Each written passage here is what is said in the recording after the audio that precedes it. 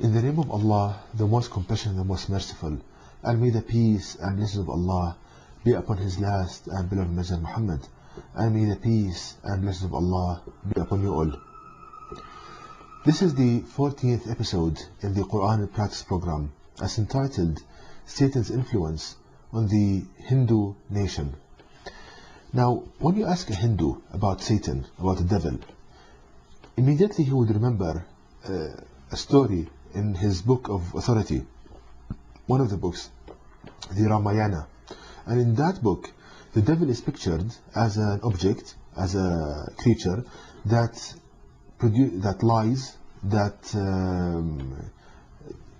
does all of these kind of acts of mischief, and he spreads deception in the land. So his conception or his idea about Satan does not go far beyond that. That he is a figure in old stories, and that's it. Now, if you ask him how does Satan affect him in this life, in this age, he wouldn't have an answer for this. Now, I will show the danger of this ignorance about Satan. Now, Allah the Almighty states in the last revelation of Allah the Almighty to mankind in the Noble Quran, how does Satan affect people in clear terms. And this can be summarized as follows. Firstly, Allah the Almighty teaches us in the Noble Quran that every person has a voice of oneself. And that's the voice you speak with, and it's the same voice you hear in your head when you are thinking quietly to yourself. So when you are thinking quietly to yourself, you hear a voice in your head, identical to the one you speak with regards to tone, speed, and the languages you know.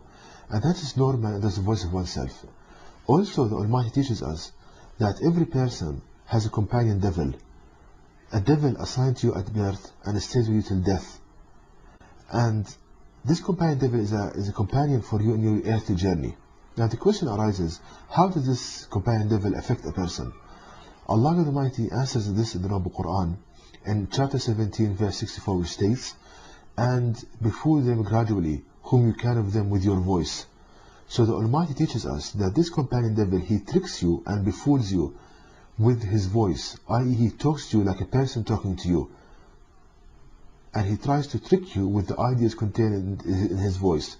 Now somebody might ask, where is this companion devil? Where is his voice? I don't hear it. I only hear the voice of myself. Now Allah the Almighty gives us the answer for this in the Noble Quran in chapter 114 verse 4, which states, from the evil of the whisperer who hides. So the Almighty teaches us that this companion devil, he talks to you like a person talking to you, but at the same time he hides from you, i.e. he does not make you feel his presence. So how can this companion devil talk to you and at the same time hide from you? The only way he can accomplish this, if he matches his voice with regards to tone, speed, and the languages you know, to the one you hear in your head.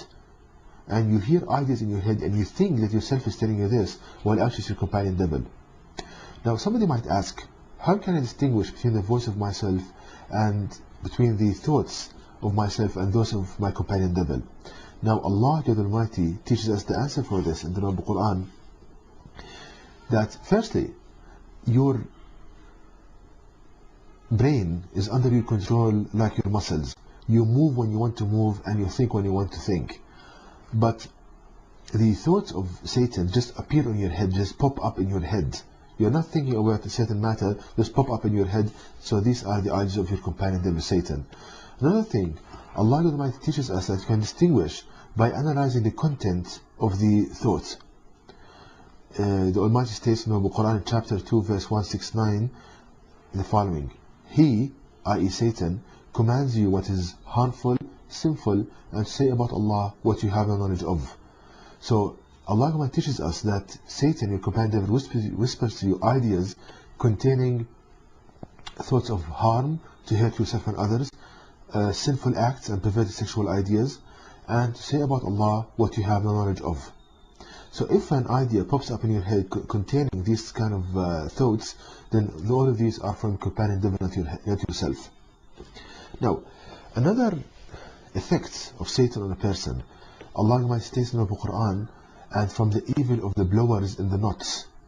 So Satan, when he talks, he produces vibrations, blowing action. And when he whispers to you ideas in your head, he directs these vibrations to the knots. What are the knots? If we think about the human brain, we see that the brain contains neural nodes, neural knots. And these knots, they are responsible for producing various feelings in the body. For example, when you hear good news, the knots are stimulated and to produce chemicals that produces relaxation in the muscles of the body and the feeling of being happy. And when you hear something sad, for example, the knots are stimulated and produce chemicals that produces tightness in the chest and the feeling of sadness. So when, for example, Satan, he whispers to you, for example, he tells you that you should enjoy your life and you live in this life, so committing adultery is not that big deal and it's okay and everybody does it, so why don't you do it? At the same time, he directs these vibrations, his voice, to the knots that produces relaxation in the body. So he tells you, because you feel this much happiness, how can this be wrong? So we see that he produces feelings to strengthen the idea he just whispered. Now, having understood this, coming to the effect of Satan on Hindus. Now, Hinduism, the religion of the Hindus, it has a certain main principle. Now, Satan, this main principle of Hinduism is whispered by Satan. So Satan whispered to the scholars of Hindus and the followers by a voice matching the one they think with the following main idea. That when the Creator created everything, that he needs to know and understand how a human feels, how a cow feels, how the rock feels. So to accomplish this, that when he creates something, he goes into that something. A part of his makeup goes into that something. So Satan whispered to the scholars of the Hindus and the people, the followers, that God is in everything. He's in the cow, he is in the humans, he is in rock. So as a result of this, you see the Hindu, he doesn't hesitate to worship a rock or a human or a cow.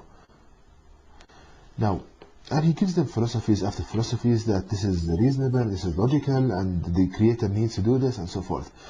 Now, if we analyze this, this is in a perfect match with the thoughts that Satan whispers to people. As Allah says in the Quran, that Satan commands you, he commands you what is harmful, sinful, and say about Allah what you have no knowledge of.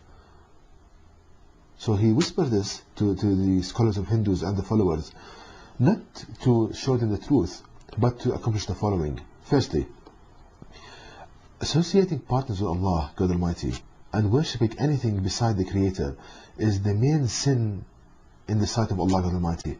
He will forgive everything except taking partners with Him. So Satan wants hellfire for people. So he whispered this philosophy to them to drive them more and more into pain and despair in this life and the hereafter. Secondly, Allah the Almighty honored people.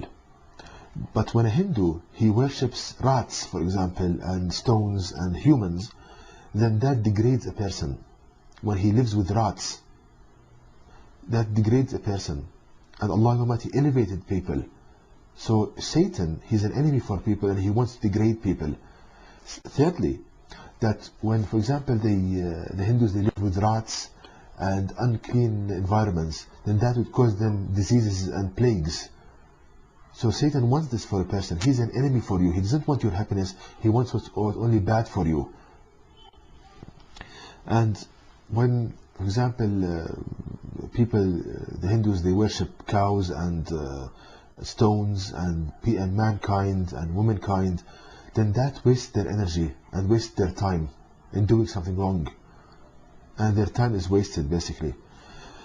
And another thing that Satan whispered to the Hindus, that he told them, for example, with the voice identical to the one they think with, telling them, for example, if you stand for a long time raising your hands like a statue, then that brings you closer to the Creator. And we see Hindus, they stand for years in a certain kind of pose. And the aim of Satan in this is not to bring the people closer to the Creator, but the body, when you stand for years in a certain pose, the body stiffens up and there is so much pain. So we see that Satan comes to a person in a form of an advisor, that he advises you, while actually he wants the opposite. So we see the effect of Satan on the Hindu nation. Now, how to cure this? What's the cure for this? Allah teaches us the cure in the Noble Quran in 2 verses. The first one, that when an evil whisper comes to you from Satan, then seek refuge with Allah, which means that you should remember this guidance you are hearing, and you should remember the guidance of Allah in the Noble Quran, and realize that the thought you just whispered, that popped up in your head, the source of this thought is not yourself, but your companion devil. And all of these thoughts are lies, and they are designed to hurt you and to drive you away from the guidance of Allah Almighty in the Noble Quran, the last revelation to mankind.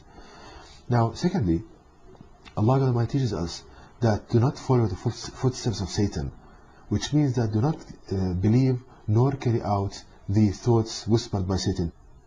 So we see here the cure from the whispers of Satan. Now, Allah Almighty states a beautiful verse in the Noble Quran, that He states that Satan, he misguided a lot of you people. Weren't you comprehending what's happening? So if people think about what they are doing, what they really believe in, and the consequences, because Allah teaches us that you can distinguish between a good deed and a bad deed by the fruits.